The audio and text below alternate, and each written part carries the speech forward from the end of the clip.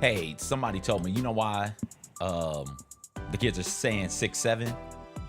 Because 7, 8, 9. 7, 8, 9. 6, 7. 7, 8, 9. That's what I'm going to start saying to the kids. 7, 8, 9. Do they say that? You're a mentor. Do they run around saying 6, 7 still? A little bit. It's a little less. It's a little less? Okay. I had a funny moment at mentoring yesterday for a brief moment of levity. Yeah.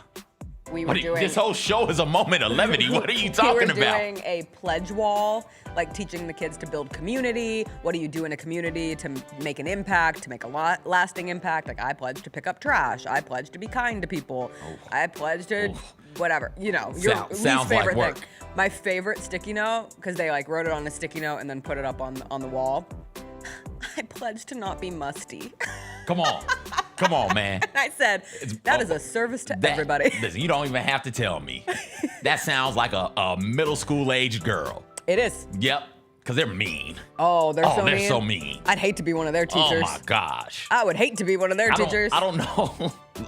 I love them dearly. Listen, got a bunch of nieces who are/were that age. But, oh, boy, they'll say some things in a loving way that'll cut you. Like, Uncle CJ? No, you're the most different person I know. It's like, thanks, I guess. Okay. All right. You're calling me weird? You're saying that I'm a weirdo and I don't know why I'm letting a 13-year-old child dictate my self-esteem, but it definitely took a hit. It absolutely took a hit in that moment. Thank you, child. I love when they call me old. You are. What's up, everybody? Oh, yeah, it is that, Thursday, Jacob. November 6th. It is going to be a good day. Jessica Benson with you from the Grind City Media Studios in Memphis, Tennessee. CJ Hurt behind the glass. Coming up on today's show, womp womp, a fourth straight loss for the Memphis Grizzlies. We will get into all the happenings from last night's game against the Rockets here at FedEx Forum. Teresa Walker will join us in the second segment. We'll get her take on the Grizz so far. Plus, the Titans' lack of a big move at the NFL trade deadline. Other Week 10 storylines around the NFL. It is a draft day. It's Thursday. We are drafting plays that would feel the coolest to do in sports. So if you were a professional athlete, the plays that would bring you all of the best feelings in the world. We'll also have a special guest, Brannon from M-Town, who is doing our 191 collab on Friday when the Grizzlies take on the Dallas Mavericks. He'll be in here. We'll talk about his collaboration, the designs, the things that you can get if you're at tomorrow's game. It is a Thursday. You know what we say. What if it all works out?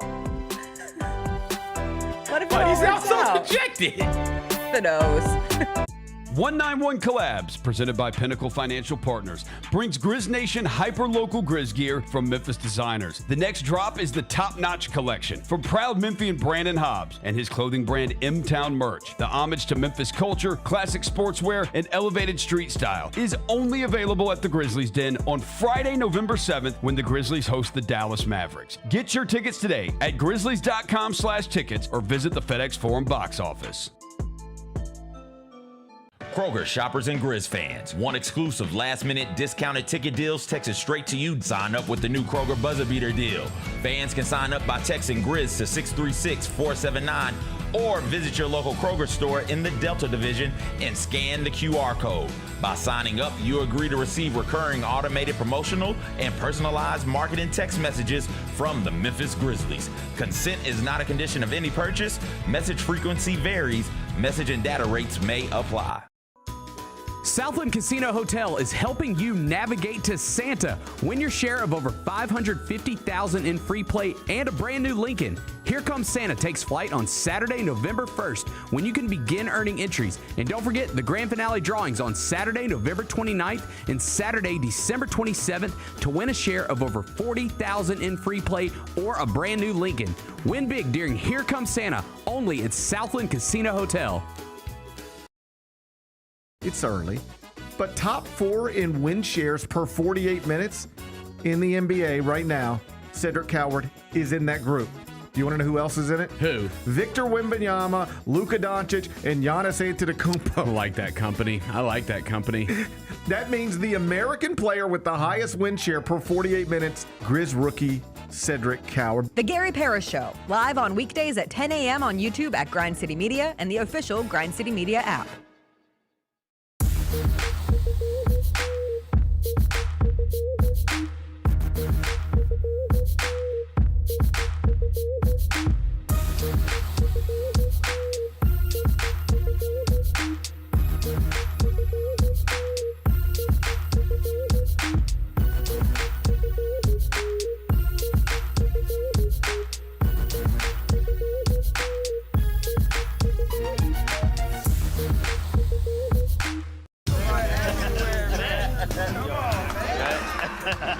the new edition way. But I feel like there's another level we can take it to. What you think, Mike? 2 steps ahead of you, Slick. What's good, bro?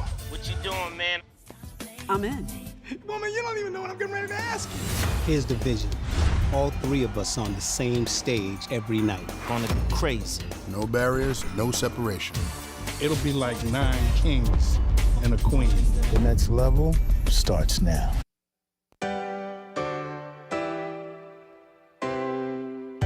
Feels great to feel the sunshine. Gotta own the day like it's all mine. Just got paid in his own time. Been working hard, I've been on the grind. I deserve this feeling, having my way. I've been on this healing.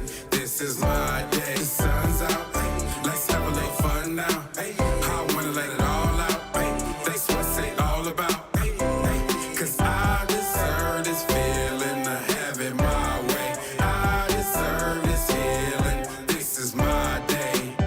Grind City Media presents The Jessica Benson Show with CJ Hurt. Live from the Grind City Media Studios on YouTube at Grind City Media and the official Grind City Media app. What's up, everybody? Happy Thursday. We are one day closer to Friday, and we have, again, a lot to get into today. I have certainly had more fun watching a basketball game than I did last night. Dare I say, you, proverbially you, all involved, probably have had more fun watching a basketball game than you did last night. See, you're shaking your head. It was fine. It was fine. It was. I don't like the switcheroo. What do you? I don't like the switcheroo in here. We are different. I don't like this. I don't like this. As the most realistic optimist Oh, okay. on All the right. show, optimism based in realism, I have sat in this chair of patience, wait until Zach Edey comes back. He's supposed to be such a big part of this offense and this defense. It's only fair to give some grace with 4 significant players out, one of them being really, really important in Edey, but Ty Jerome and Scottie Pippen Jr. and Brandon Clark. But watching last night was a tough one. As the Grizzlies fall to the Rockets, 124-109. I said I have had more fun watching a basketball game before. Dare I say, this team has had more fun playing a basketball game before. At least it appeared to be that way. 4th straight game for the Grizzlies where they have lost the first quarter, and playing catch-up has felt dang near impossible. Like, that is the script at this point for this team. That is what has stood out to me, and the feeling of these mildly manageable holes from the context of the larger NBA that the Grizzlies find themselves in. They'll be down anywhere between 8 and 12, and it'll feel like they are down anywhere between 30 and 40. And when the Grizzlies go down, it just feels a bit like Sisyphus, CJ. You know Sisyphus? Our good old friend from Greek mythology. Oh yeah, you came for Grizzlies analysis. You get a Greek mythology lesson this morning because Sisyphus was punished to push a giant boulder up a hill over and over and over again. Only every single time that boulder got to the top of the hill, what did it do? It rolled back down to the bottom. And what is the lesson in that story? Just keep going. Find meaning. There were a lot of different ways that you could interpret the story of Sisyphus. I viewed it as you have to find meaning in the mundane, in the tasks that you are forced to do over and over. And maybe sometime you will find joy in said task. And pushing the boulder? And pushing the boulder. That is Life is pushing a boulder. That it is. It really is. 1. Watching 2, this Grizzlies team is pushing a boulder at the 2, moment. there's only one way of interpreting it. And Okay. I think that is wrong. Okay. He pushes the boulder up, and then the boulder rolls back down. He has to walk back down the mountain. Yes. That is where you find the joy. That is in between the task is where you're finding the joy. So that is why we are perceiving what happened last night differently. Because I am coming down finding the joy, and you are anxious and worried about getting to the boulder and having to push it back up. Right. That well, is in the that is why we're context different. of the game where you're trying to win and you're pushing it back up, and every time you get just a little bit close, and it just rolls back. Maybe it's a KCP missed dunk that results in a Tari Eason 3 on the other side. Maybe that's at the end of the boulder. Listen, a lot of this feeling is just because, speaking of watching things that feel like pushing a boulder up a hill. The Grizzlies offense is just not clicking. They did have 29 fast break points. If you want to find joy in the walking down the hill, 29 fast break points is something legitimately to grasp onto. When this team has looked good offensively, it has been that. Yes. It has been their ability to turn defense into offense. And as I sit here enjoying my walk down the hill to get to the boulder that I'll have to watch get pushed up on Friday, my thing is, oh, holy hell. They've got a couple of dudes in transition, Cedric Coward, Ja Morant, and others who, if you give them opportunities in transition, they're going to capitalize on it. So maybe this team needs to be a bit more aggressive defensively, trying to force turnovers. They're trying, Jennifer. Well, hey, they got to. I mean, one of the things the Rockets have struggled with this season is turnovers. Because they don't have a point guard. Precisely. And you still lose the turnover battle last night. And that speaks more towards the Grizzlies' offensive woes. Not having a backup point guard at the moment. When Ja leaves the game. Yes. Yeah. And it speaks to, listen, like if you thought that the Rockets were going to be the team that the Grizzlies faced off against and suddenly it's, yay, everything's fixed and everything's better from the last handful of games we've watched, you were sadly mistaken. And perhaps you didn't think that because the Rockets have been the best offense in the NBA this season. And they've been a top 10 defense, second in the net. They've been a crazy efficient three-point shooting team. They are, when Steven Adams plays, a historic offensive rebounding team. And even when he doesn't play, like was the case last night, they're still a really good offensive rebounding team. And it's not like the Grizzlies got killed on the boards, but yet Şengün and Amen Thompson combined for 48 points and 26 rebounds. And Thompson was the star last night. Like, Thompson was the best player on the court. That is what is wild about this Rockets team is Kevin Durant is just a bonus out there.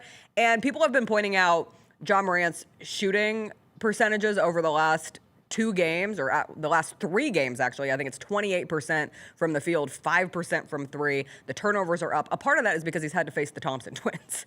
Like, Amen Thompson is just such a lively, athletic defender, and he makes life really difficult, and then he's so solid on the offensive end. But I made the mistake yesterday, CJ, of billing this Rockets team coming to town as the Rockets with newly added Kevin Durant, and a lot of women in my life said the headline should be, Steven Adams, Houston Rockets are coming to FedEx Forum, and I am so sorry for making that mistake. I am so sorry. Steven Adams. I had 3 people send me messages about that. That is a man. We didn't even get to see him. He didn't even play. Dealing with a little injury. I think maybe it was a rest for Wemby type situation because the Rockets play the Spurs on Friday night. Anyway, bottom line for the Grizzlies, this offense is not clicking. And your stars just aren't doing enough. And this system is not doing enough for the stars to dominate in the system. There is no universe in this universe, a universe within a universe, where Jaren Jackson Jr. should have 1 field goal attempt at halftime. 1. His first time he was subbed out of the game, he hadn't taken a shot attempt. I think the first 2 times he was subbed out of the games, he still hadn't taken a shot attempt in the first quarter. And he and Ja were a combined 2 of 8 from the field at halftime. And obviously Ja's doing the heavy lifting there because he was the one who was 2 of 7 with Jaren's 1 field goal attempt. John's up 6 of 19 for 17 points and 8 assists. Jaren 2 of 6 for 9 points. And that just has to be better. Like through 9 games, Jaren is averaging 11 field goal attempts per game. Last season, he averaged 16. The season before that, 17. Then you get back to when things were a little more normal, like pre-jaw suspension, pre-injury problems that this team has had. And even then, he was averaging 13 shot attempts a game in 2021, 2022, and 2022, 2023. And a lot of it right now is spacing. And Ja talked about it after the game. Ja said all the right things after the game. It's on him. He has to make this offense work better. But the spacing problems for this Grizzlies group, as currently constructed, they just do not have enough players making shots. Like, the shot making is putrid at the moment. To have Ja and Jaren starting next to players who are averaging 30% from 3 and 23% from 3 at this point in the season in KCP and Jalen Wells just makes it so difficult because opponents are able to pack it in. They're able to throw as many bodies as possible at Ja and Jaren, and it just gets ugly quick. And it's got to get fixed, CJ. It's got to get fixed fast. Okay. Unless you want to take your stroll. Okay, listen. And enjoy that walk down the hill. I'm still walking down the hill looking at good stuff, Jessica. So as I walk down the hill, I see to my left the fast break stuff, and I see to my right a team that competed on the glass, a team that didn't get demolished from a rebounding standpoint last night. And a team that has a player in Bassey where it's like what is that? Can we get more of that? I want that. I need to see a bit more of that. I'm not saying that is going to fix anything. I'm not saying that if you played that, the score would be any different. But I'm comfortable watching that. That looks like a fit, like a piece that is necessary. And then as I continue to look around on my stroll down the mountain, I think to myself, that is only here because of that the Grizzlies have is injured. And that is down in South Haven conditioning. And so Edie is going to be coming back shortly. Mm-hmm. And as I continue to look around on my walk down is, hey, if Bassey is a lesser version of what the Hope Edie is, then okay, maybe there is true reinforcement on the horizon. Maybe if that's how I'm thinking of things as I walk down to get to the boulder. Because Bassey might not be here. Which is, but it's one of those like catch-22 things because after watching, I mean, I was already on the all-in on Bassey train after the back-to-back alley-oops, the one from Jaren in transition and then the one from Ja. I was like, oh, someone can catch Ja's passes. And then there was another situation later in the game where a Ja pass just zipped right through his hands, and you were reminded that growing. A rebound just bounced off his chest. He wasn't prepared for it and rolled out of bounds. Yeah, there. If they sign him to another 10-day, it means we're probably 2+ weeks away from Zach Edey returning to this team. If they don't sign him to another 10-day, you can be encouraged that it means Zach Edey is probably returning within that 2-week window. Yeah. So that's a positive. I'm glad that you can take the positive note because if we're both going down the negative trail, it's a tough time. Because here's my biggest thing. Everybody's mountain is different, Jessica. So go ahead. My mountain is a rocky mountain at the moment. No, is it? Yeah, it is. Aren't all mountains rocky? And you know me, I always come from a place of, listen, at the end of the day, it's November 6th. Like, there's plenty of time to rectify this. You mentioned Zach Edey coming back, and please come back sooner rather than later. We are 9 games into this. But in total defense of Jaws Joy's comments from the other night, like, this entire team does not appear to be playing with joy right now. The fans do not have a reason to be experiencing joy right now. What were you going to say about that, CJ? Sorry. It's hard to be joyful. Correct. One, when you're losing, and 2, when you're trying to figure things out. It doesn't seem like everybody is comfortable.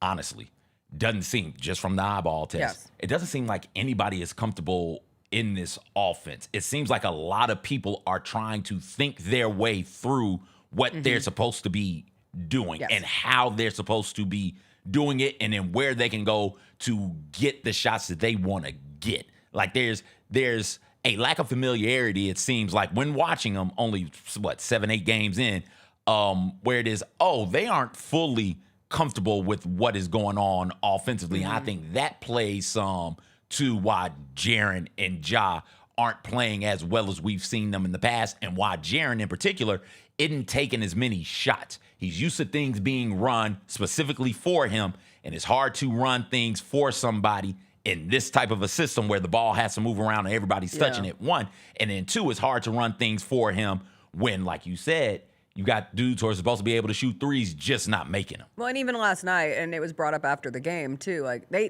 did feed him early. And I believe it was Josh Okogie on him. That's a mismatch. But Okogie got 2 steals. It was very Caruso-esque from what we saw in the playoffs last year, that the Thunder did.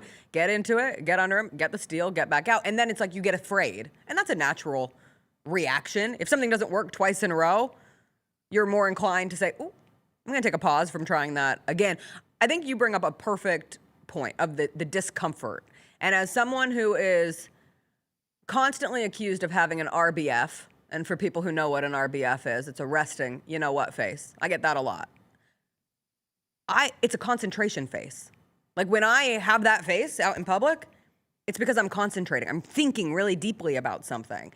And that's what this team is doing right now. They're thinking. And when you're thinking so hard about something, it is hard to play with intensity and flow and joy and however that comes out. But from the jump, there has to be a faster start for this team. There has to be some intensity there. You got to take the RBF off. I say it as somebody who has one, and find a way to experience wins within the losses, because otherwise this feels very heavy very quickly. I mean, Tomas Isola talked about it after the game last night. He said, great teams have great chemistry, but which comes first, the winning or the chemistry. It's great to be around other guys when you're winning, and when it's losing, it tests you and it reveals a lot of the character. So we're in that phase right now that we're losing and it's being tested, and there's only one way out from there. If you are losing a lot of games, it is natural to feel bad. It is natural to be frustrated. Hell, you want to be frustrated. You don't want to be comfortable in loss. That's not the name of the game. But the vibes are just not good. Like, anyone with eyeballs can see it. I would even say the vibes are not good. They're just absent. We're dealing with absentee vibes. And the fans who are there at FedEx Forum, they want to get involved, but it's hard to get involved early, and it's hard to create that home court advantage, and all of that plays a part. This is all a symbiotic relationship working out right now.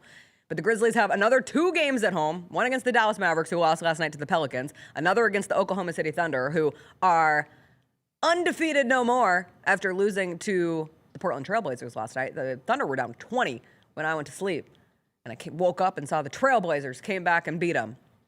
But at some point, I'll ask you that, CJ, and then we'll take a break and get to Teresa. But, like, what does success look like to you? Cedric Coward last night was good. Cedric Coward had the worst shooting night that we've seen from Cedric Coward, but still impacting the game in ways that you would hope for somebody having an off shooting night impacts the game. I believe he had 9 rebounds last night, along with 4 assists, 2 steals. Coach Isola was asked about making him a starter at some point, gave the reasoning why he's not. Said it could get there, but not at this exact point. Can we put a pin in that and remember to talk about that? Because Sure. I wanted to get your thoughts on it. Yeah, let's put a pin in that. We'll get to Teresa. We'll then take the pin out and come back to the Grizzlies before our draft. But we'll also talk Grizzlies with Teresa. We'll get her thoughts, too, on the NFL trade deadline, what the Tennessee Titans did not do more than what they did do. All of that with Teresa on the other side.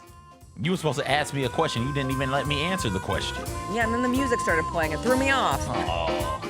Calling all collectors! Topps NBA basketball trading cards are back. It's available in the Grizzlies Den by Fanatics and online at Topps.com. Rip into bold color parallels, electric inserts, relics, and autographed cards from today's biggest stars and the next gen talent. Look out for rookie cards of Cooper Flagg and Dylan Harper, plus Grizzlies favorites John Morant, Jalen Wells, and so many more. You don't want to miss this drop. Grab your set before it's gone.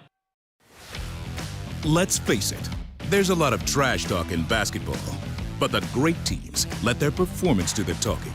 Like Ford F-150 with Pro Power on board, a class-exclusive industry-first feature that turns your truck into a mobile generator and leaves the competition speechless. Ford F-150, official truck of the Grizzlies. Greatness starts here at your Mid-South Ford dealer. Class is full-size pickups under 8,500 pounds, GVWR. Nate Bargatze. Look, I say a lot of dumb stuff. I try to keep it in front of large groups. Seems to go better that way. Big Dumb Eyes World Tour. When you say something dumb one-on-one, it's a lot for that person. I'll say it, then I can just feel that they feel the weight of my life on their shoulders. Tickets and info at NateBargatze.com. Don't miss the Big Dumb Eyes World Tour. Nate Bargatze. Grizzlies fans, dunks, dimes, and no-looks are great on TV, but nothing compares to catching them IRL. And that starts with buying tickets at Ticketmaster, the official ticket marketplace of the Memphis Grizzlies and the NBA. Ticketmaster gets you to the game so you can catch every highlight in person. From seeing your favorite Grizzlies stars up close to hearing the squeak of the sneakers on the hardwood. Put that jersey collection to use and get tickets at Ticketmaster. There's no better brag than saying you saw it live. See you courtside, Memphis.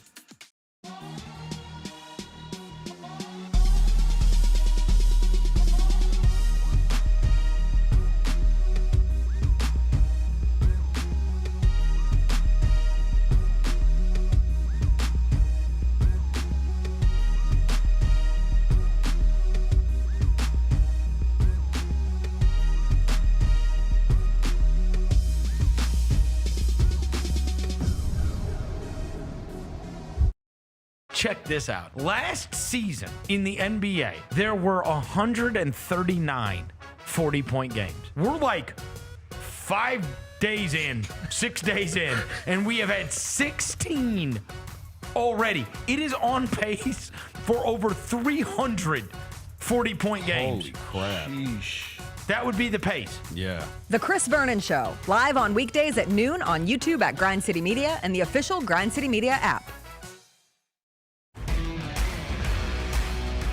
The only thing better than Saturday Night Hoops is when it comes with an exclusive Grizz hoodie. Every Saturday this season, $60 gets you a Grizzlies ticket and a limited edition Grizzlies hoodie. 4 different hoodie designs dropping across 4 Saturday games. Not sold anywhere else. Don't miss your shot to collect all 4 designs. Grab your tickets and gear up now at grizzlies.com/Saturday. Oh, she stopped. She's a professional. You keep going, Teresa. It's a rule where you got to stop. Welcome back. She's It a is real professional. Thursday. She's not That even means gonna it is answer. time to catch up with Teresa Walker of the Associated Press over in Nashville. She joins us every Thursday. She joins us now. Teresa, before we get into all the sports happenings, because we have a lot of grumpy, grumbling Grizzlies fans, appropriately so, as the team is on a 4-game losing streak. But we were talking briefly during the break about the Louvre's password system. So, like, if you're looking for reasons to be grateful that you're just not someone else today, perhaps be grateful that you're not the Louvre, who had the whole situation where the jewels were stolen last month. And we have learned that the password for the Louvre's video surveillance system was Louvre. was Louvre. Oh no, we can't hear Teresa. Oh, who muted? Oh no, who muted Teresa? You could just hear me a minute ago. There we go. There he is. For all of us who watched Ocean's 8 and thought museum security was much more stringent, this now makes the people who use 1, 2, 3, 4 password for their passwords feel better, because the Louvre, my God, they were using Louvre. The name of the museum was their password. This is really not good. They didn't even put an asterisk. No, or a number, or an exclamation point, a hashtag. The Louvre is the best, right? Like, you're supposed to make it a sentence from what I hear. I would have even thought it'd be dumb if it was something like Mona Lisa Smiles, 1, 2, 3, 4. Oh, well, here's the thing. It wasn't even 8 letters. No. So it's like LOUVRE 6. How do they not have at least the software that makes it so you have to have a password that includes a number, includes a character, and is at least 8 letters long? Or you have to prove you're a human and move that little piece over and cover it perfectly to, again, prove that you're human and not some bot. It's like, there are a lot of Americans, when they read about that today, are going to suddenly think, well, I'm not that dumb. I at least make good passwords. And yes, I'm one of those people. It's like, I have complicated passwords compared to the Louvre. I feel good about myself today. Exactly. The Grizzlies don't feel great about themselves today, and it has been a complicated start to the season, Teresa. I know you follow the team from over there on the other side of the state, but this 4-game losing streak, listen, it was just a week ago. We chat with you every Thursday. A week ago today, we were sitting here. The Grizzlies were, I believe, 3-2 on the season. Ja had just hit the game winner over the Phoenix Suns, and it is a reminder of how quickly things can get switched around in the narratives of an NBA season, or the productivity of an NBA season, because now 4 games later in 4 losses, what have you made of this period, this week for the Grizzlies? It feels like one of those weeks where we all have them in work, no matter what you do, where it's like, I got to get through this week. It's not fun. You know, it's like there's times you literally have to remind yourself, I'm punching the clock because this is what I do. And at the end of the day, you're just glad to get home. But there is sunlight coming, and it's not a train. I mean, Zach Edey is working and getting close to returning. That's one of the biggest pieces that I think will help. It's not the other side of the state, Jessica. I'm not in East Tennessee, for God's sakes. I'm in the middle. So sorry. Please, let's get that along correct. the way. This is one of the things I did learn when I moved here. This state is so much longer than I ever understood. Driving from here to Bristol for the Bristol Motor Speedway football game between Tennessee and Virginia Tech, I was like, Tennessee is this long? Yes, it is. And I have driven from Bristol to Memphis in the span of a 12-hour period. It's not fun. So, but hold on. This is the thing. Grab the rope, hold on, try to find something. So we all have those days where it's like, okay, God, I've got to go do my job again. Find something, Grizzlies. Help yourselves. Find, whether it's, just a handshake or a dabbing somebody up or playing for each other. I mean, we kind of thought there'd be maybe some changes, and I mean, Bane's gone. He's in Orlando, so we knew there'd be some changes. And then all the injuries happened, and and then you're learning a coach's system. And I was at training camp when they were talking. It's like they sounded happy about it. They sounded excited. But when you get in games, that's where you see, we've all heard about the substitution patterns and such. Well, you've got to give it more than a month to figure out how this is going to work. And and again, asterisk, huge, massive. Why? Because there's so many pieces not there. From Edie to Jerome to Brandon Clark to Scottie Pippen Jr. My God, that's almost a second unit all by itself. So they're playing with guys who are getting more minutes than probably should. And the two stars are carrying a bigger, heavier load than I think they expected to. And it's because of the guys who are MIA right now.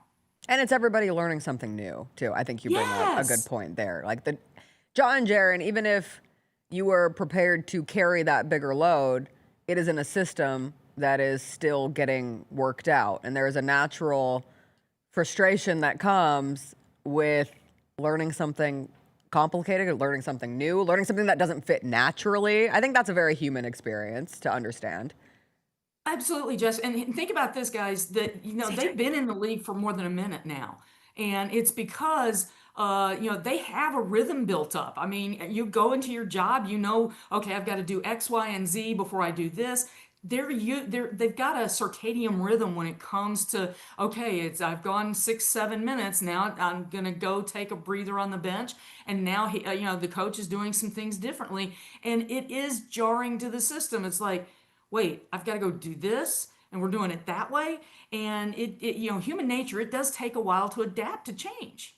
Yeah, even talking with the various broadcast teams, because I'm up on Radio Row, like they point out, this is different. This is different than what anyone else in the NBA is doing. And we are 9 games in, and so it turns into a, how long until you hope to see different be good, or when do you veer off? And that's something Tomas Isola will have to figure out too. He's a first-year NBA head coach, right? Like he's had success over in Europe. He's had success with Paris basketball, won a championship.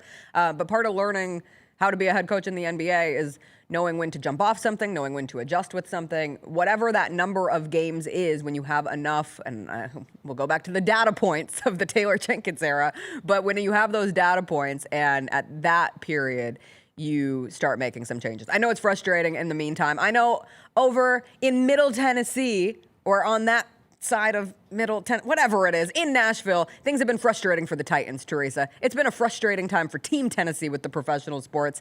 And the trade deadline came and went, and Jeffrey Simmons is still a member of the Tennessee Titans. What did you make of the totality of what the Titans did at the trade deadline, or more appropriately, what they did not do? Well, and that's the thing. The way this season was going, you could see a fire sale happening. I mean, when the circulations on Monday night of them trading Draymond Jones to the Ravens absolutely made sense.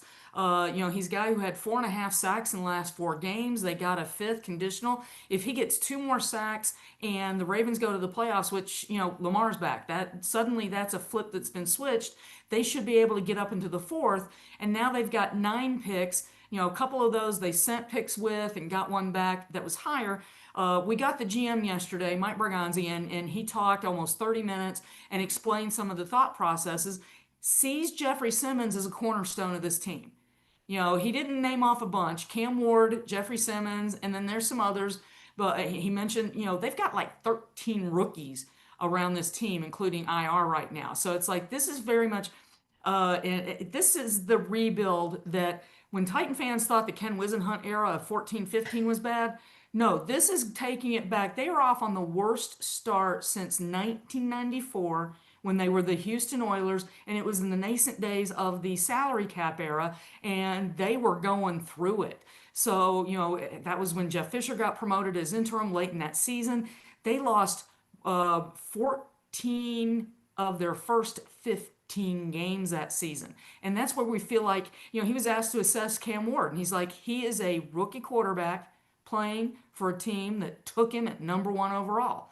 And so, but the sense that he gave, yes, there were deals. They talked to 31 other teams over the last 3 weeks, But it was about trying to find the value where you could move up the McCreary deal with the Rams, move them up 80 spots in the draft next year. So right now they've got 9 picks. They can still trade somebody next year. They've got the most space in cap space in the NFL. Could go bigger if they cut Calvin Ridley. And guess what? For Arden Key and Calvin Ridley were at the top of go ahead and get rid of them, but they're hurt.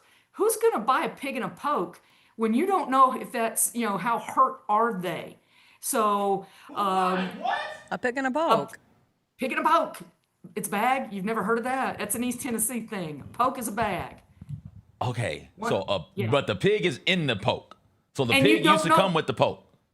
No, this is where it's a pig in a poke. You think it's Pig a in a pig. poke. It might be a 300-pound pig, and then you open it up and it's a guinea pig. I mean, you don't know what you're getting with a pig in a poke. I'm adding this to my lexicon. Lexicon. Thank you. Listen, I once worked at a country gas station, 2-pumper. Old man in overalls walked in and said, "Give me a dope and a moon pie and put it in a poke." I had to look at my mom for East Tennessee translation. I know moon pie. I was gonna say, do you never see? Oh God, what movie do they say pig in a poke? I can see it. I think it's one of the National Lampoons. Oh no, I think it's is, European Vacation. No, I hadn't seen it. Oh, you would like National Lampoon's European think Vacation. so? Yeah. All right, I'll give it a That's the one I gander. didn't like. I didn't like that one. So CJ likes weird things, so I think he would like it. But to circle back to the Titans, you're not going to, it's tough to trade somebody who's hurt. And guys, let's not forget, they still have 8 games left this season. They've got to have somebody to play. I mean, the last game, the offense was outscored by its defense, thanks to Cody Barton's pick 6, and outscored by Chimdike's punt return. So, they've got to have something. And, Calvin Ridley coming back, hopefully gives them a chance to, help Cam Ward develop. The GM talked about how the coaches they've got on staff they're really helping Cam Ward with some, basics of NFL quarterback playing, footwork and things like that. So it's not a lost season. And that came up in the world of, he's going to be having a coach change this next offseason. What kind of basics can you give this kid so that he's not completely lost having to learn yet another offense next offseason? So, they're rebuilding, they're trying, they're going to be putting together a free agency board in early December so they can be ready for the new league year in March. The coaching search is underway. Quietly, because there are some people who aren't working right now that you can at least maybe interview or reach out to and start gauging. So they're doing some footwork so that when the last game happens, they can hit the ground running. Teresa, a couple of questions for you from the Titans GM's presser. One, what were your major takeaways? And 2, do you think that message resonated with the fan base? 2 things. It was his first time really talking to us without Chad Brinker, the president of football ops. And, there have been a lot of worry in the Nashville area, particularly. It's like, okay, there's a little bit too much collaboration. Who is in charge?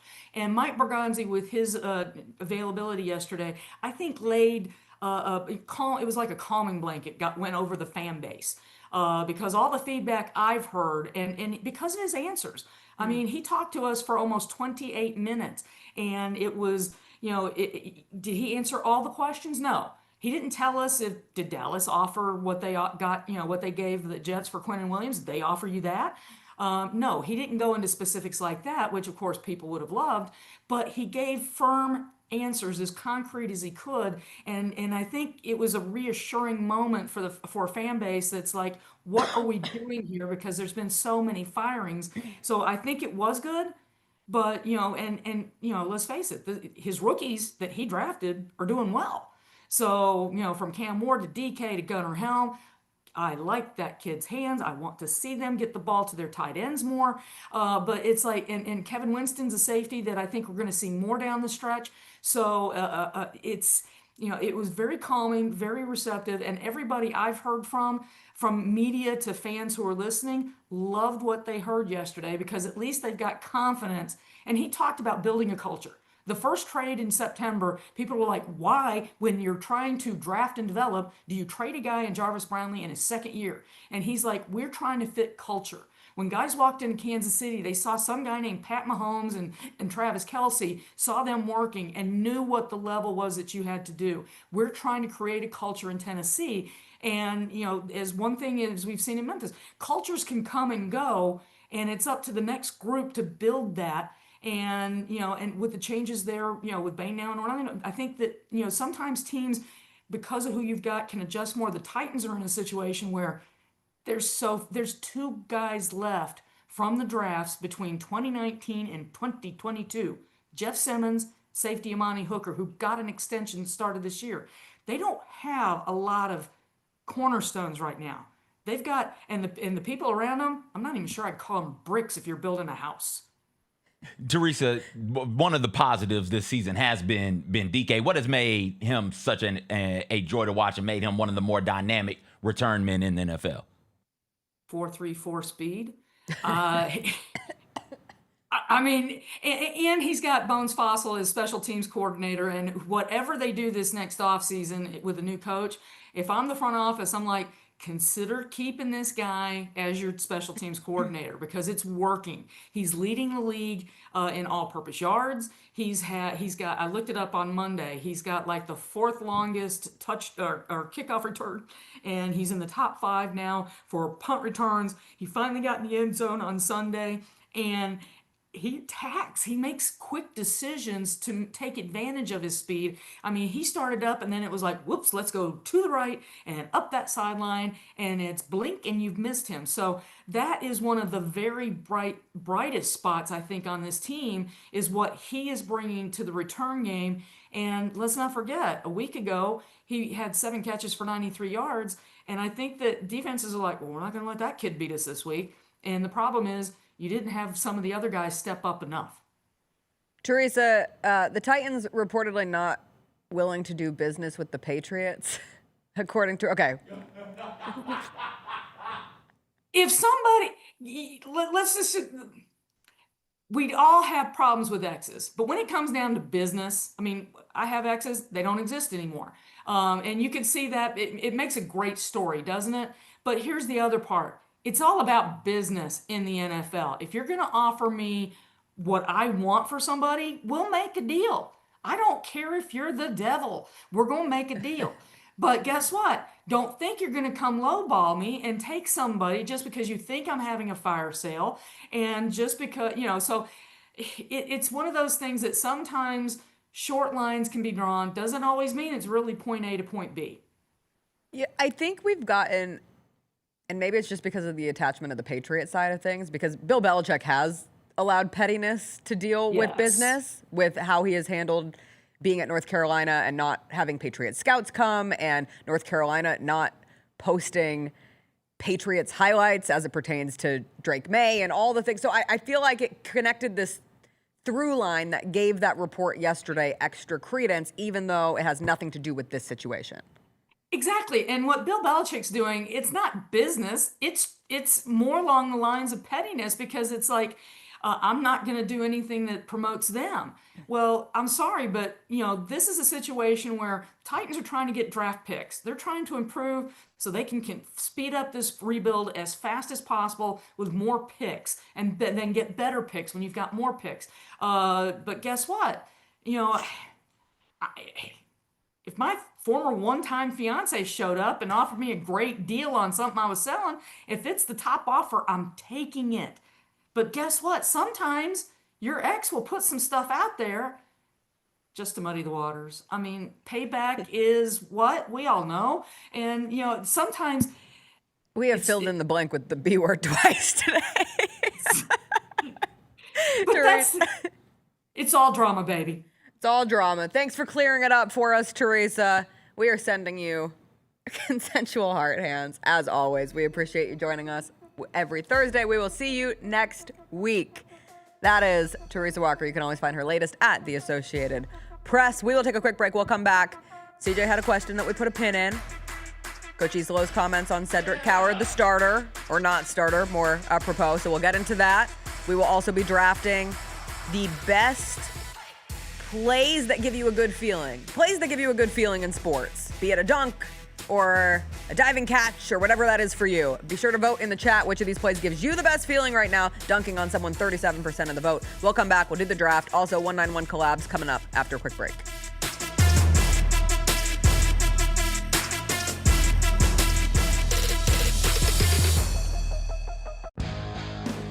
Grizzlies fans know it's the team that gives you the edge.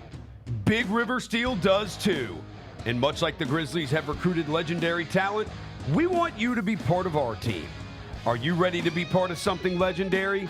Then visit www.bigriversteel.com. That's www.bigriversteel.com.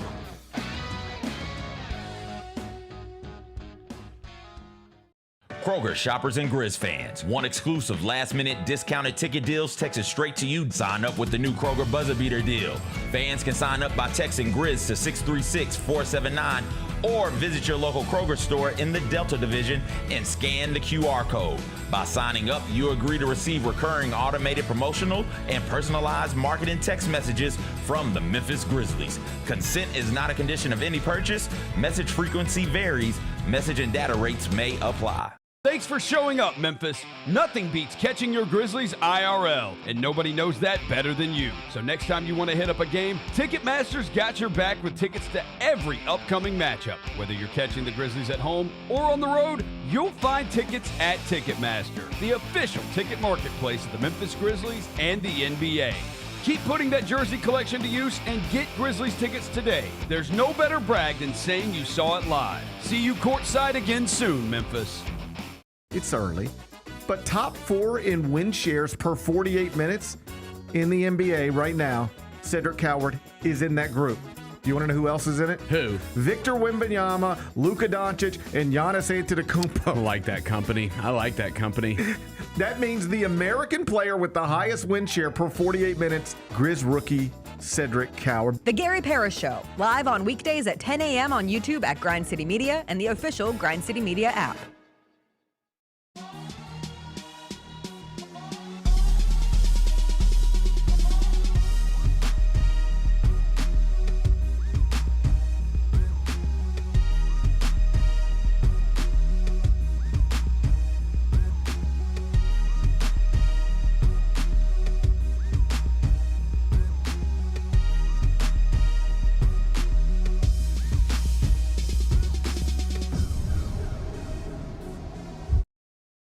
The Grizzlies are the one thing everyone in the family can agree on. So join us every Sunday this season for Sunday Family Fun Days. It's a steal at just $35 and includes a ticket to the game, a $10 food voucher, post-game free throws on the court, and a meet and greet with mascot Grizz. Space is limited, so grab your tickets now for this unique experience your family won't soon forget. Go to grizzlies.com/Sunday and have a fun day.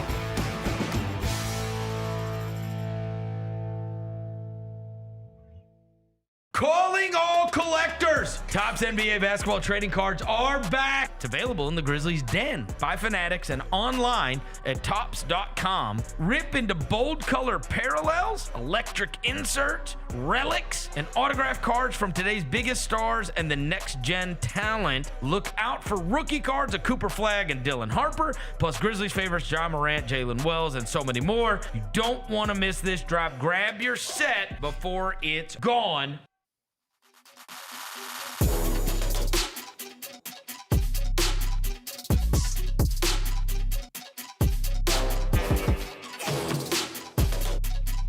Welcome back. Before we get into our draft, 2 things from the game last night. When we were talking about good, did we mention Cam Spencer? Because that was inappropriate if we did not. Cam Spencer was His name really came up. We didn't last dwell night. on it. All right. Well, he was great from 3. Yeah. It's wonderful to have somebody who can make threes, and Cam Spencer is that for this team right now.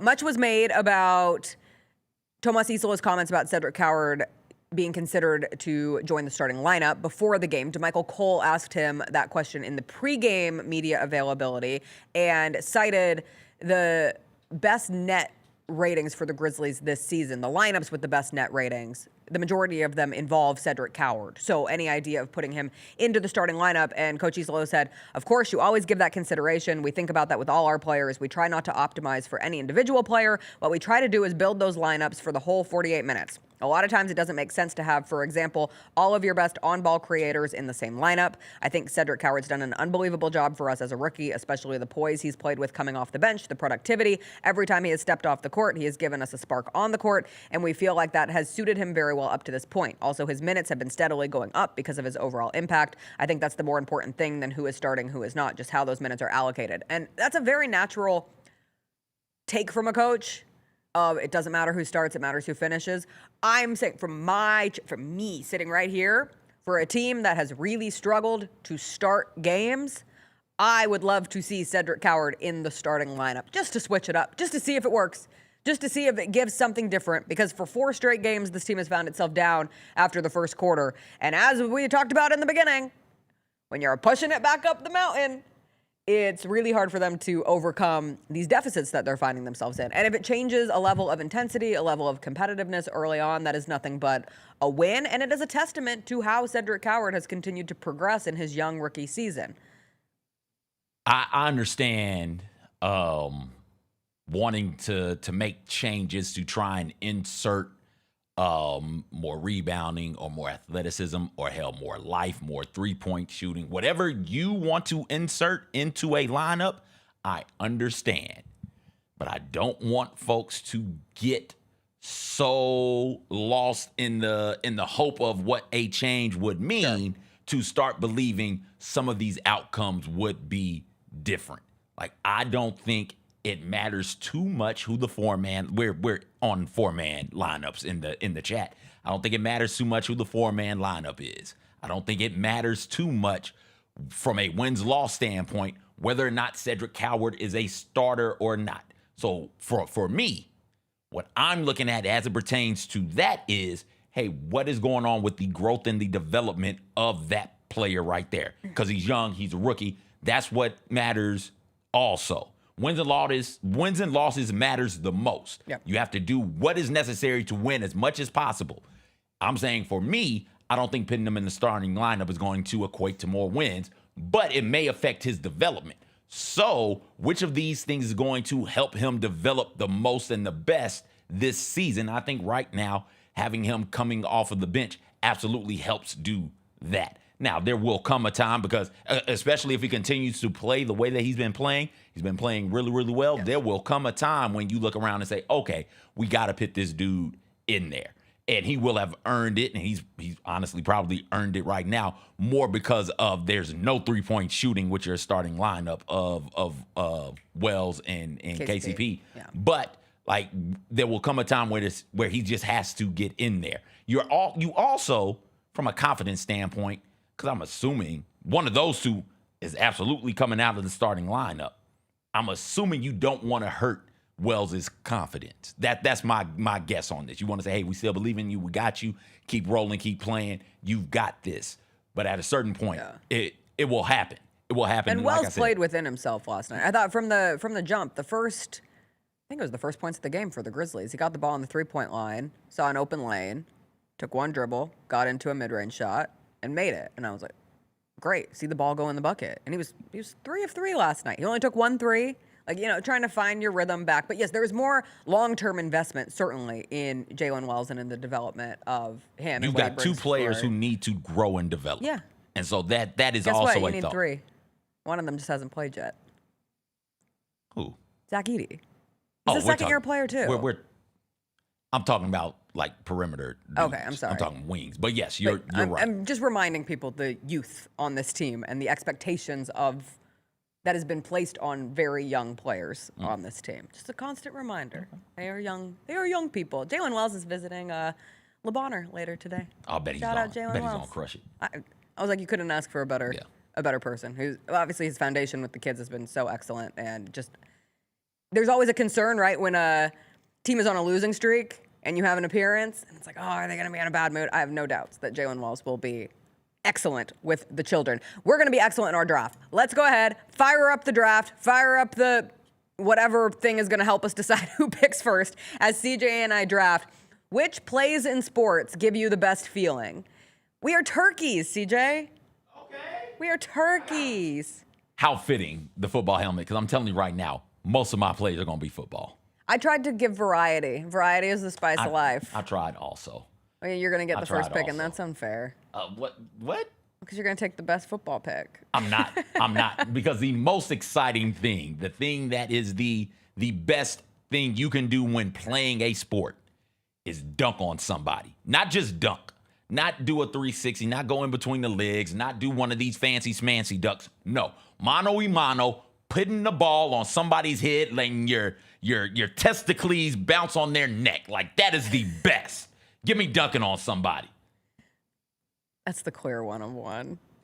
I'm actually kind of depressed to not have the dunk on my list, but congratulations for putting it on yours. I'm going to go with... Dang, now you have me in a... Got you in a bit of pickle. You got me in a pickle! Hey, you better be careful, because I might take pickle. Because that's there's few things in life better than, like, coming out of the pickle victorious. Give me the Hail Mary. Oh, Successful Hail Mary. Okay. Successful Hail Mary. You throwing it or catching it? Throwing it. Throwing the Hail Mary. Throwing the Hail Mary. And you just sent it to the heavens, and one of your receivers or whoever, an offensive lineman can be the one who ends up catching that. You never know who's down there. But it just works. For whatever reason, the sports gods are on your side that day, and you have been blessed, and that is a beautiful thing. Give me the successful Hail Mary. Okay. All right. I thought it was going to be mostly football, but so far it's going to be basketball for you, boy. The joy I used to get pinning somebody's stuff off of the backboard, they go for the layup and just bow. And every now and then I would pin it in and it would stay. Oh, just two hands. Who got one with two hands? I think Michael got somebody with two hands in a playoff. I can't remember. Michael Jordan just boom, two-handed pinning it off the backboard. Oh, that's incredible. Or when you get up there and you just volleyball spike it off the backboard and it bounces to half. Oh, my gosh. Give me pinning it off the backboard. Let's go. Pinning a layup. God forbid I pin a dunk.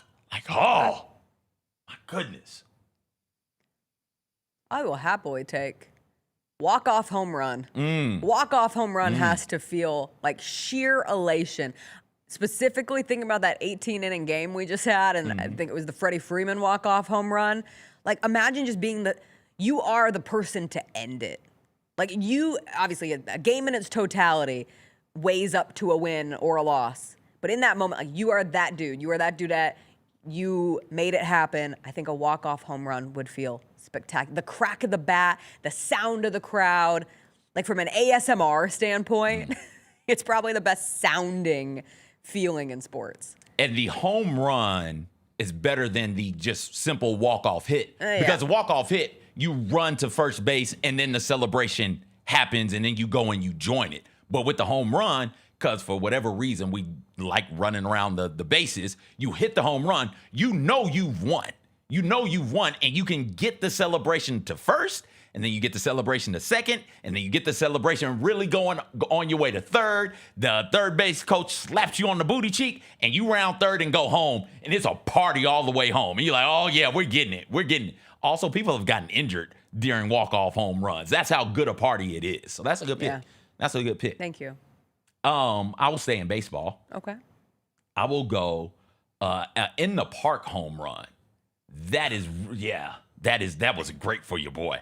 I loved hitting in the park home runs. I had an in the park home run bunt when I was 8, and people who were in attendance at that game, we still talk about it to this day. Congrats. Incredible feeling. Oh, I loved it. I loved every moment. Because you're that one, unlike the walk-off home run, you're celebrating the walk-off home run the entire time.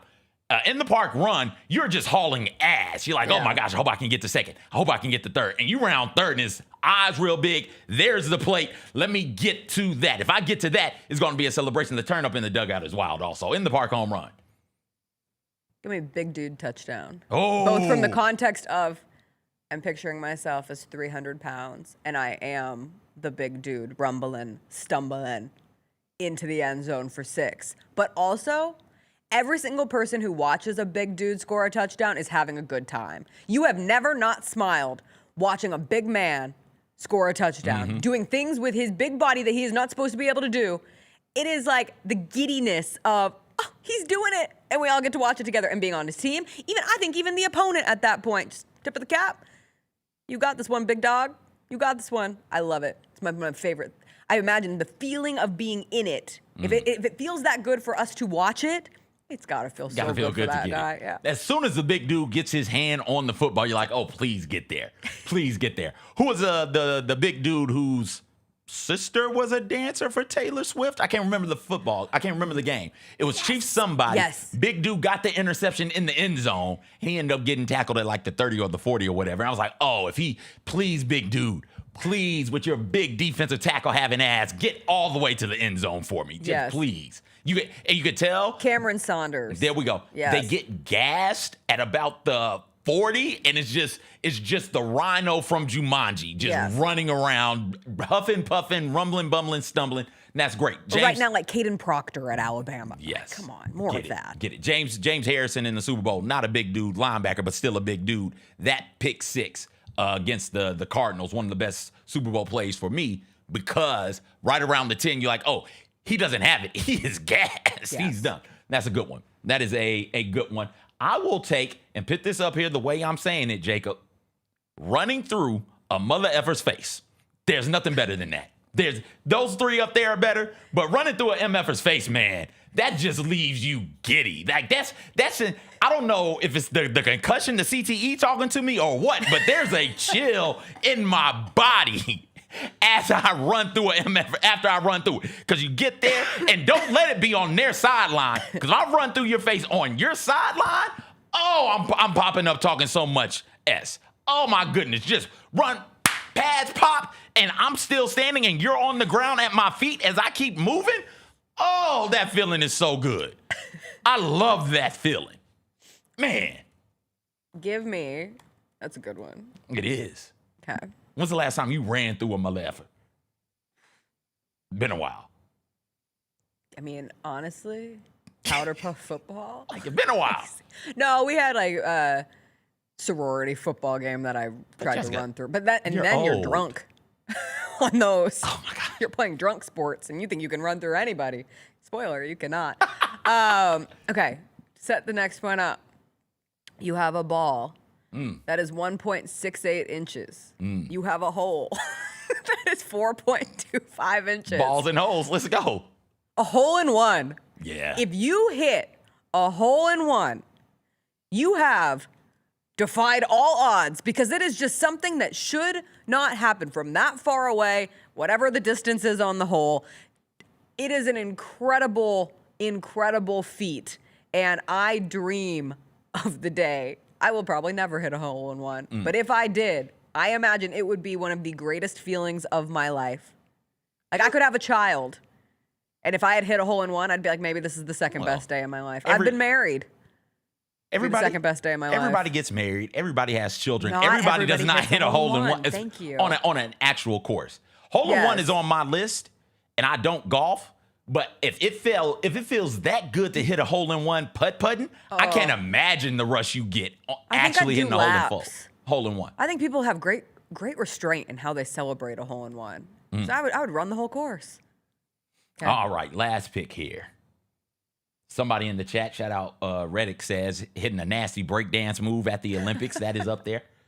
Running through the tape, right? Being the first one to break the tape would be a good one. Sticking the landing after a couple of somersaults would be good. Oh man, but I am going to go with. I got one that's just me because I'm a weirdo, but I'm going to go with mossing somebody just on their head, just out. I'm a better athlete than you. I'm bigger. I'm stronger. I'm a better overall athlete than you. You're in position to deflect this or pick this or stop me from completing the catch, but I'm just so good, I'm going to jump over you and catch this ball on your head as my nuts drag down your back. Like, that's the best. That is that feeling right there, man. If you can do that, it's an incredible feeling. Give me moss in them. I got two testicles references. Thank you. You're welcome. I heard both of them. I hope you did. My last pick, a perfectly struck free kick in soccer. Just the perfectly, it goes right off the foot, right past the keeper in some way, hits the net, has the little swoosh action. I'm terrible at soccer, but I just think that is one of the best, like you against all of it. I like that. Give me that. And shout out the Memphis women's soccer team who plays tonight in the quarterfinals of the American Conference Is tournament. it quarter or semi? Quarter? Quarter. Okay. Semi. Quarter. Figure that out. Figure that out. People in the chat are saying, I really like the last cup of beer pong. Last cup of beer pong, spinning kick, knockout. I have knockout on my list. Return for a touchdown, kickoff, I have punt, that. or I have a pancake interception. block. Pancake is up there. That's a good one. I actually have the save from a penalty kick because I think it's a much more difficult feat to accomplish than getting it past the keeper. Ooh. That just guess, like all things being equal, considered. we couldn't go out there and get past the keeper. We couldn't do that. No. But if we were playing somebody like us, like you versus me, and I'm the keeper, you can definitely get the ball past me. You're a tennis star. I have a straight down the line point in tennis, like where it's just like fraction inside. Ooh. You're using the word star very, very liberally also. Yes. What else do I have? Yeah, I think that's it. No, juking somebody out of their draws. I love a good. Oh, I have an ankle cross. Oh my God. Ankle cross and a make. Breaking ankles and a crossover make. is a good one. That's a good one. Yeah. Sending someone on their butt. Yeah. Like that's a good feeling. Step back was on my list. Yeah. Just hitting the get back. Like, come on, you can't defend this, dog. Stop playing. The sicko one. The only reason I was able to play basketball at the high school level was because I was a tremendous screen setter. And I set a couple of screens that crumpled dudes. Like that's just stepping over a body is just so exhilarating for you, boy. We gotta take a break. When we come back, we have a special guest in studio today. Tomorrow is a 191 collab. It is M-Town, and Brannon from M-Town is going to join us on today's show. He was on the warm-up show last night. We'll talk about his creative journey here in Memphis. He's Memphis born and raised. He put together a great collection for tonight's game. We'll catch up with Brannon after a quick break.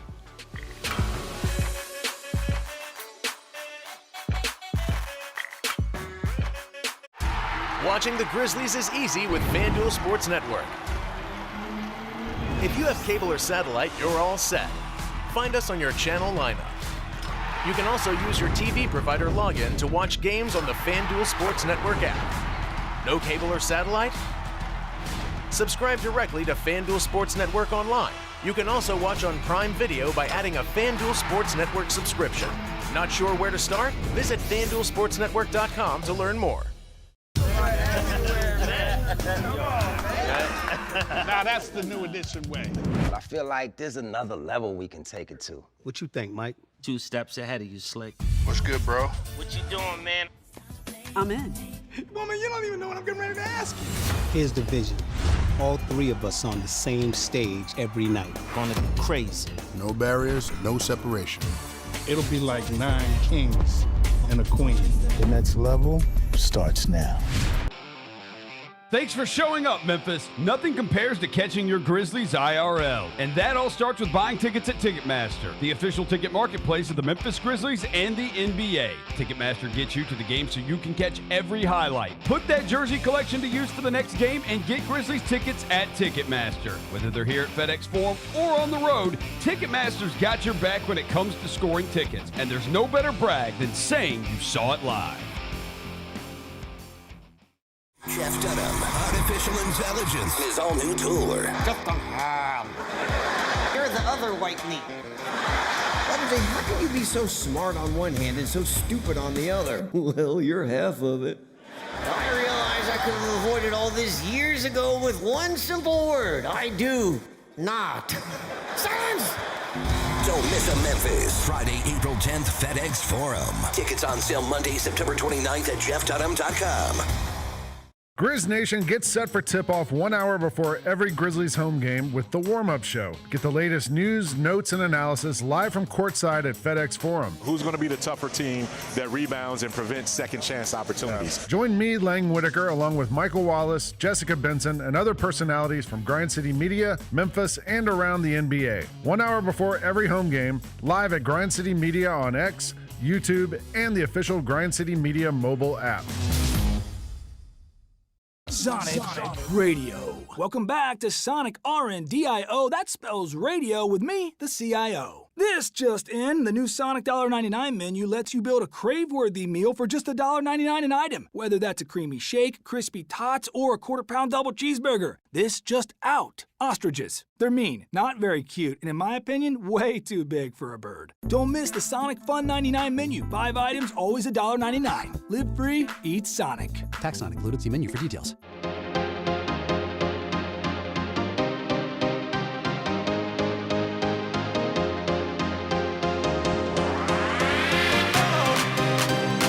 Welcome back. Very special guest in studio with us this morning. Tomorrow is a 191 Collabs night at FedEx Forum. Those are my favorite nights at FedEx Forum, and we have a great one. M-Town is tomorrow's 191 Collab, and Brannon from M-Town joins us this morning. Brannon, how you doing? Hey, I'm feeling good. Thanks for having me. Absolutely. We appreciate you being here. Really excited about this collection. You're from Memphis. Yes. Born and raised. Born and raised. What did it mean for you to have this opportunity to work with the Grizzlies? I mean, it's insane. It's dream of a lifetime to be able to create anything for the Grizzlies and have it sold and see people walking around town with it. How did you start your designing journey? Were you always into the fashion side of things? Not necessarily fashion. I've been a graphic designer for over 20 years in multiple sectors. And when I came up with M-Town, I was actually living in Nashville. And I missed home, and I wanted pieces that I couldn't find. So I started making things for myself. And I wanted to take the things that I made, and people were asking, where'd you get that?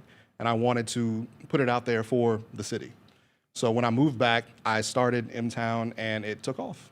What were some of those early pieces that had people being like, I want that? I mean, honestly, it was just the logo, just M-Town, and I have an Old English 901 that I would put on the front, and people loved it. Now, the quality of the shirts at the time, you could probably wear it maybe 5-6 times and throw it away, but since then, I've grown, the quality has shot up, and I'm still talking to people that I met 5 years ago when I started this, and they've been on the journey with me. The quality for this is awesome. Thank you. So let's go through the collection that's going to be available for people tomorrow. What's your favorite? Can you pick a favorite, or is it like asking someone to pick their favorite child? It's like picking a favorite child. I have to say the scarf is my favorite. Okay. Just because when you have a silk scarf, this is 100% silk. You can style it with anything. It's versatile. Oh. You can wear it on your head, neck, tie it around your neck. A bag. Yeah, a bag, purse, what have you. It's something that I guess people wouldn't expect from a collab, something so high end. I wanted to give people the option to wear something when you're out for a nice night instead of just going to a game, Yeah. Something that just holds well over time. I love it, and it's a silk scarf. It's always like one of the best materials. Yeah. Do you have a favorite material to work with? I like heavy cottons. Okay. Heavy cottons. Heavy cottons. So with heavy cotton, well, this is a French terry. Okay. I do like working with French terry. What's that? I mean, it's a cotton. If you want to feel it, Okay. it's very heavyweight. Oh, It feels old school. Okay. Feels very rugby crew uh-huh. type situation here. Love the color. And then, okay, for people who haven't seen, my favorite part of this one is the 10 toes down on the back. What was the inspiration for that? So I kind of continued over what I usually do with my M-Town products that I sell online. Anything that I do with a number is going to be Memphis 10. Okay. And usually I'll switch between that or 10 toes down. So 10 is always the number whenever you get something from M-Town. Tennessee, or just Perfect 10, Yeah. or play on all of That it. can work too. All right, jacket. Jacket. That is corduroy, right? This is corduroy. Yes. Corduroy with a satin lining on the inside. Ooh. Nice little pop of green. You got your chenille patches on the front and on the sides.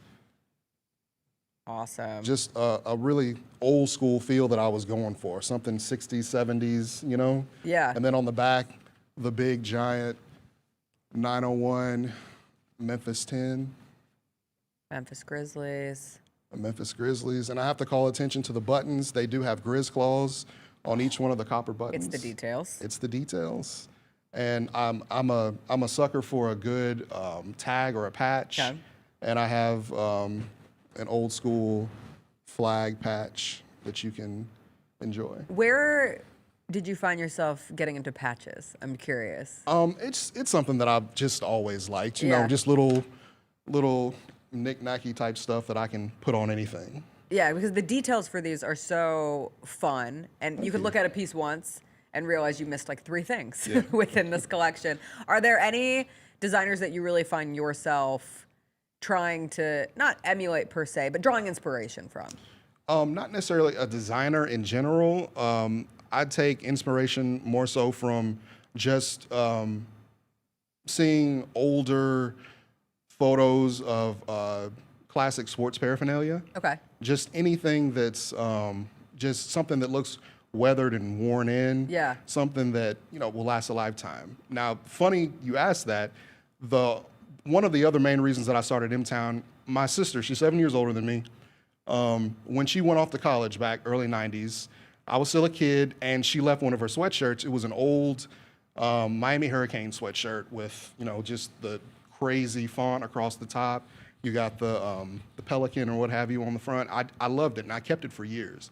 I still have it, and I wanted to make merchandise like this because I still have the thing. Yeah. And it's been, what, 2-3 decades. And if it still fit, I'd still wear it, but I'll never get rid of it because I love it that much. So I wanted to make whatever I do last like that. Something that doesn't end up in the giveaway pile. Exactly. Ever. Yes. So, you got all of this gear. Who would you like to see rocking this, or who would you like to style one day? Oh, one day? Oh, that's a hard one. It could be a list of people. I honestly don't know. As far as celebrity-wise? Celebrity-wise, yeah, sure. Family, anybody. You want to style Godzilla? Style that one too. Like, what fit would you put Godzilla in? I guess I would put any Memphis athlete in the clothing.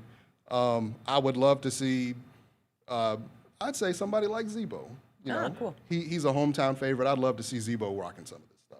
All right, and the second question, how are you styling Godzilla? Is Godzilla going to be baggy, Godzilla tight? We got corduroys for him, heavy cotton. Like, what are we doing with Godzilla? We got to put Godzilla in some baggy pants and some Timbs. Okay. He stomps about. Yeah. Well, he stomps about, and if you're stomping about, you got to stomp about in Timbs. Godzilla He seems heavy-footed. He got that New York vibe about him. Yeah. Yeah. All right, I realize we also have the hat and the shirt. So let's do the hat first. What's the thought behind the hat? We got the hat. I wanted to do something right now. White hats with like a colored brim or a black brim are really hot right now. I love them, but I wanted to give something different. Okay. So I have this kind of military green with pinstripe. I love this color. The pinstripe to just kind of break it up. We got the classic varsity G on the front with 2 varsity stripes. A Grizz brass pin, pennant flag to go right next to it, just a little something extra.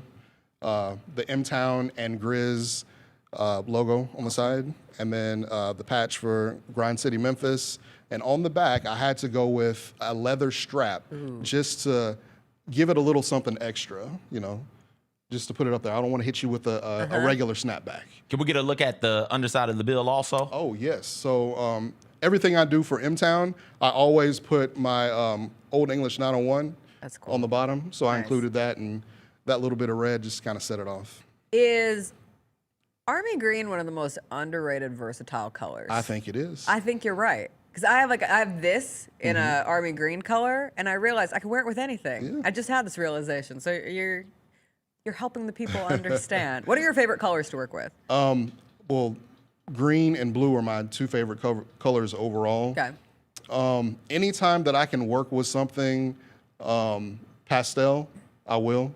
Just it's out of the norm for me, and it's a challenge. Okay. So I love working with that specific. Okay, the M-Town Easter line is coming your way this year. And last but not least, we have the T-shirt. We got a big M-Town and Grizzlies collage on the back. We got sewn on ringers on the tee And on the front, I wanted to go for kind of a fashion house logo look with the Grizzlies. So you have that on the left pocket. And I mean, it's a good feel, a good heavyweight Love shirt. a heavy shirt. So hopefully that'll last for a good time for anybody that can get out there and buy it. A sturdy shirt. A if sturdy you will. shirt. Not one of those paper thin shirts.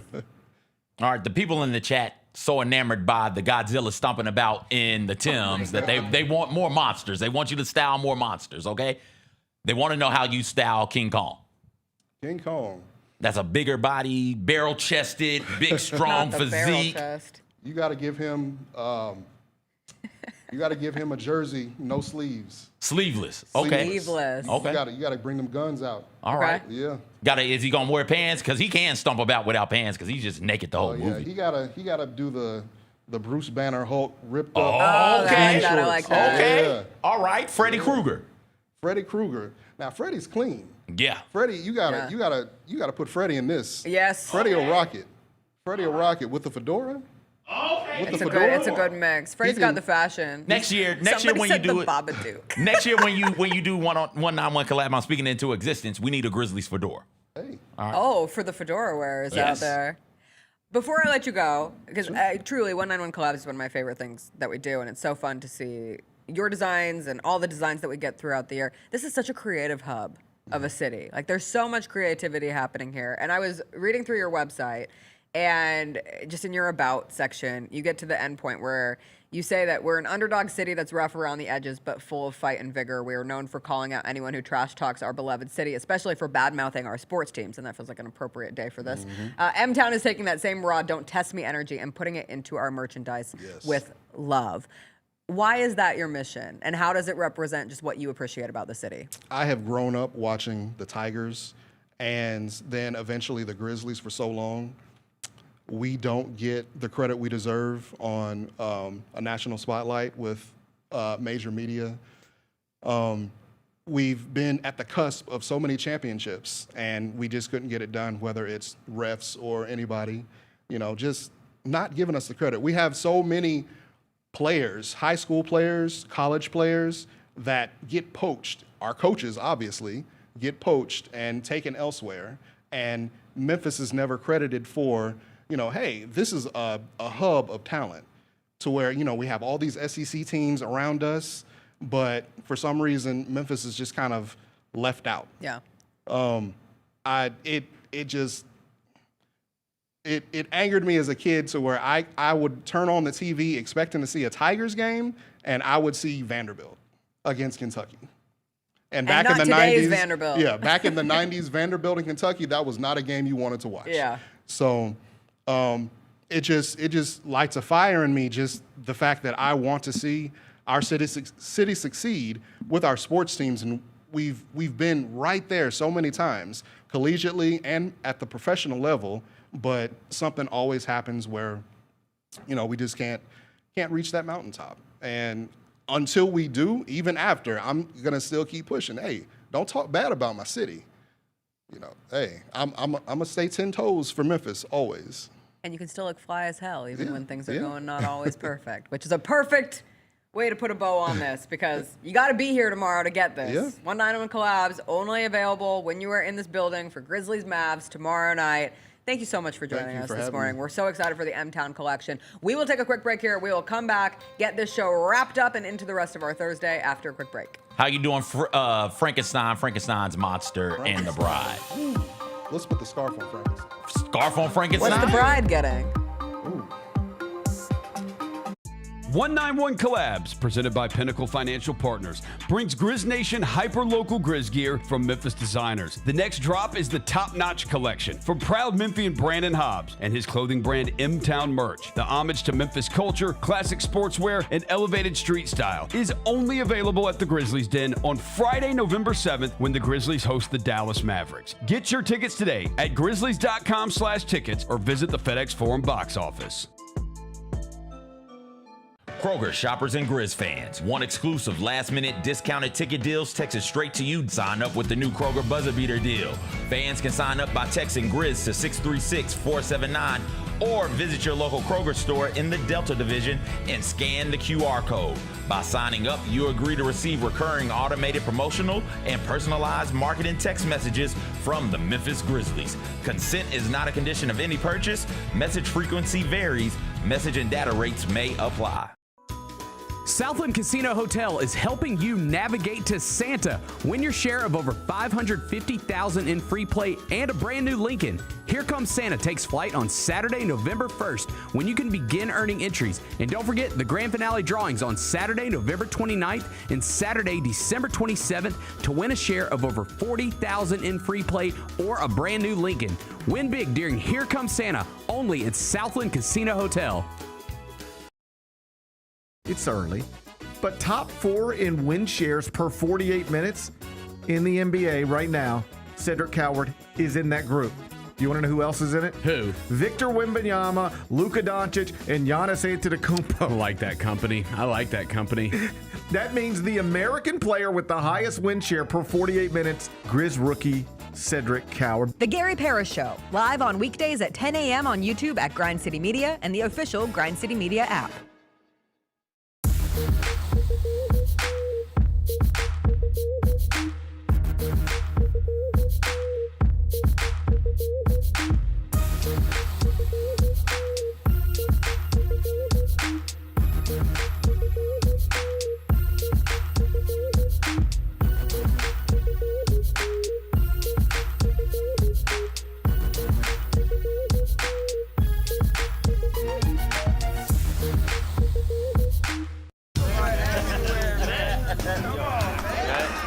Now that's the new edition way. But I feel like there's another level we can take it to. What you think, Mike? 2 steps ahead of you, Slick. What's good, bro? What you doing, man?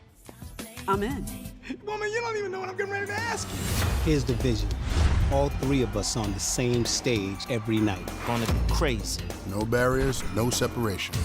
It'll be like 9 kings and a queen. The next level starts now.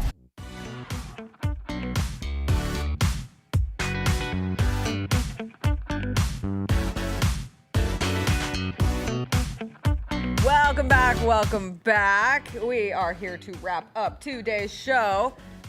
We did have one Theater Thursday story that I saw. They're making a Miss Piggy movie, which I'm really all about. It's Jennifer Lawrence, Emma Stone producing, and it's going to be written by Cola Scola. And Cola Scola, they are one of my favorite people in the entertainment space right now. That is a trio that I'm all about. I know everyone's like, make up new ideas for movies. That's fine. I'm excited for a Miss Piggy movie. Whoa. We haven't had a pure Miss Piggy movie We hadn't had a Muppet movie since when? in a long time. Right, like the Muppets are fine. The Muppets are timeless. We need new Muppet movies every now and then. It's not like there's a Muppet movie trilogy that just came out. No, it's been a while. Is it Treasure Island? Is that the last one? Oh my gosh. It's been a legit while since the last Muppet movie. Also, like you said, Miss Piggy is a star. We don't have a whole lot of stars like Miss Piggy. She deserves her own movie. We have had movies since Treasure Island. Okay. Not many. Okay. Treasure Island was 96. All Muppets right. from Space was 99. Okay. Kermit's Swamp Years was 2002. A Very Muppet Christmas Movie was 2002. They take Manhattan, don't they? The Wizard of Oz, yes, was 2005. No, Manhattan was before that. Manhattan's Okay. like the 80s. Okay. Manhattan's old. All right. So 05. A Muppets Christmas. That's a Christmas Another movie. That one doesn't is count. 2008. And then the 08. last just straight Muppets movie we had was 2011. Come on, man. Which Been starred too long. Jason Segel and Amy Adams and Rashida Jones. But I have no memory of this Muppets Way too movie long. existing. You know they're on Broadway also. The Muppets are coming to Broadway. I'm almost certain, like I am 95% certain that is a real thing that's happening, not a fever dream. Correct. Which makes sense. Movie, But it's Broadway. weird. It's Rob Lake Magic with special guest The Muppets coming to the Broadhurst. Mm-hmm. Previews have already started. It opens today. Oh, how's that for It the theater? opens today. We all saw this coming, right? When they announced they were getting rid of the Aerosmith And they're ride, trying to do the turn Muppet. it to Well, a they got Muppet- rid of the Muppet ride that people were obsessed with at Disney World. Disney World or Land. World. Okay. Why can't I think of I never Muppet rode it. Vision. Muppet Okay. Vision. Oh, I did ride it. Take Yes. it back. I did ride it. Loved it. Yes. So they got rid of that. Yeah. But then to counter that, they're doing the Aerosmith Muppet theme. And I think they're going to maybe build more of a Muppets world. Yes. And so if that's what you're doing, you got to have content for the new generation to come through and rock with. So Miss Piggy come through, a true star, a diva unlike any other. She gets her own movie, and the rest of the Muppets go to Broadway. They're starting it. There'll be another Muppet TV show Statler soon. and Waldorf in the box. No, Fozzie said they had to stay away because there will be no heckling of the Bears. Yeah. Wow, the Muppets on Broadway. Yeah, all of them. Do you very Broadway morning. Do you not follow the Muppets? No, All I don't. of them I'm not a issued- huge Muppets fan. All of them issued statements when the news broke. Fozzie had a statement. Ralph had a statement. Gonzo. I love the Muppets, Jessica. What do you mean? I love all of the Muppets. I knew that you appreciated the Muppets. No, I love the Muppets. I'm damn aware it. now. Kermit. Your eyes got Oh so my! big. I love them so very much. Animal. Don't get. What's the band Mayhem? I love the Muppets, dog. Okay. Even the new little weird one that they got running around here. I love them. There's a new Muppet? Yeah, he's like, you remember the Muppet TV show that they had that was on ABC for a while? I think it Yeah. had 2 seasons. I actually do remember that show. So he's Yes. he's running around like he's the executive producer of the TV show. Like he's Kermit's handler, so to speak. Wow. Yeah. Have I you can't watched remember any his name. movies lately? I started what's the one with the people we thought were dating but very clearly weren't? Naked Gun. I started Naked Oh, yeah. Gun. You didn't enjoy it? It's fine. It's fine. I'll finish it. I got some good giggles in the theater. This But time of it the didn't year- it didn't last Yeah. with me. This time of the year, man, it's hard to sit down and dedicate an hour and a half, 2 hours. So I You have watched to watch it. Paddington the other night. I have to watch. Well, unless you're depressed, I have to break it up. I am excited about Predator Badlands, though. That one comes out it might be out now. Like it comes out this week. And so Tuesday, I think I'm going to go check out that new Predator movie. But outside of that, no, not really. What about you? I'm going to a comedy show tonight. I'm going to see Stavros at Graceland Live, and I'm very excited. It was not my choice. My husband has recently become a huge Stavros fan, and for people who don't know, I think he had a life in the comedy circuit outside of TikTok, but a lot of people learned about him on TikTok. But I think he's more of comedian who then used TikTok to grow in his platform versus comedian who started on TikTok. Like I think he was in one of those comedy circuits in one of the big cities that I can't think of off the top of my head. But anyway, his tour is here tonight in Memphis, and Chris bought tickets months ago. I very rarely does Chris get really excited about a comedy show coming to town, and he bought tickets immediately. And now I'm at the point where I'm excited to laugh. I could use some giggles at this point, and so we'll be going to see that. We're going to go to Downtown Dining Week tonight. I haven't done a good enough job as the princess of downtown Memphis. It's Downtown Dining Week, and there's a bajillion different. Some are deals, but others are specialty menus, opportunities to try different variations of like 3-course meals at different restaurants downtown. And absolutely go out to that. I Love Memphis is doing a happy hour at the Rumba Room tonight, and I've been really big on the Rumba Room breakfast burrito situation. You have to go try it. The 3K alarm breakfast burrito at the Rumba Room is because they got the people from over across the bridge, right? Yes. Okay. Yeah. The Mitchells. I'm blanking on their name. Mitchells. Yes. Mitchells out in West Memphis now has a spot in the Rumba Room downtown. But all of these places, I went to Groovy Gratitude yesterday, which is in Uptown, a smoothie spot. They have like 15% off all of their menu items for Downtown Dining Week. There's some really good deals. Wiseacres, 1 pizza and 2 beers for like $20. That's an awesome deal if you have someone to go share that with. So find something on Downtown Dining Week, get out, support downtown, come to the game tomorrow. We'll be talking about the game tomorrow. When we get to tomorrow, Grizzlies, Mavericks, it'll be a Friday. We'll do our workouts, our games of the weekend coming up in the college football space and the NFL. Big game for the Memphis Tigers. It's just a big weekend for Memphis. Tigers Tulane tomorrow night here in the city as well. Memphis Tigers basketball starts this weekend as well. We'll get into all that tomorrow. I hope you have a great rest of your Thursday. We'll see you then. Bye. How'd you not know I was in the Muppets? I did a I whole liked show Yeah, Waka we Waka. drafted the Muppets. You Waka Waka. Did we draft? We hadn't drafted Yes, Muppets. we did. No, we didn't. Yes, we did. When? We drafted Muppets. I don't think we ever drafted Years Muppets. ago. We didn't draft. Yes,